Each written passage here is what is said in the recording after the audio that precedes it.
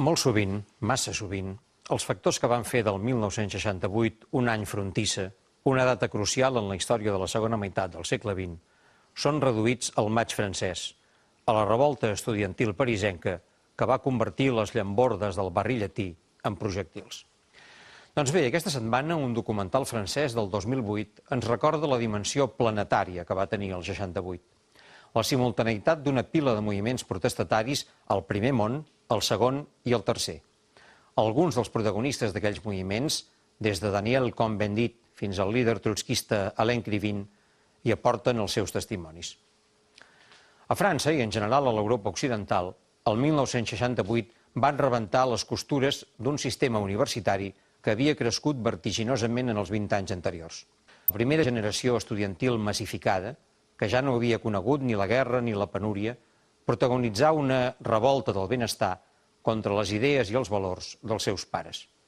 Però, simultàniament, a Mèxic, els estudiants protestaven contra el règim asfixiant del Partido Revolucionario Institucional i eren massacrats aquell 2 d'octubre a la plaça de les Tres Cultures a Tlatelolco.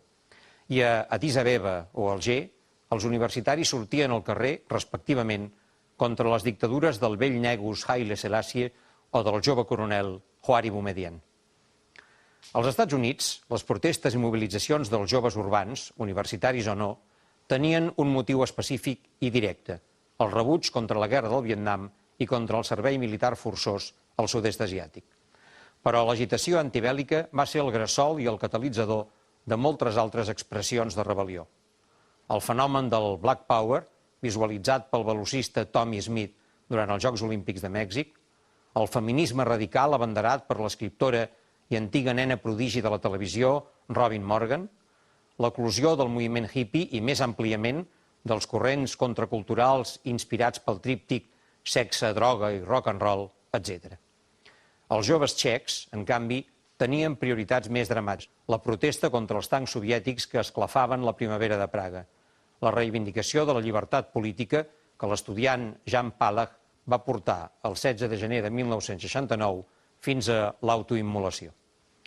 Comptat i debatut, el 1968 constituí a escala mundial un espasme antiautoritari, un miratge brillant, confús i contradictori.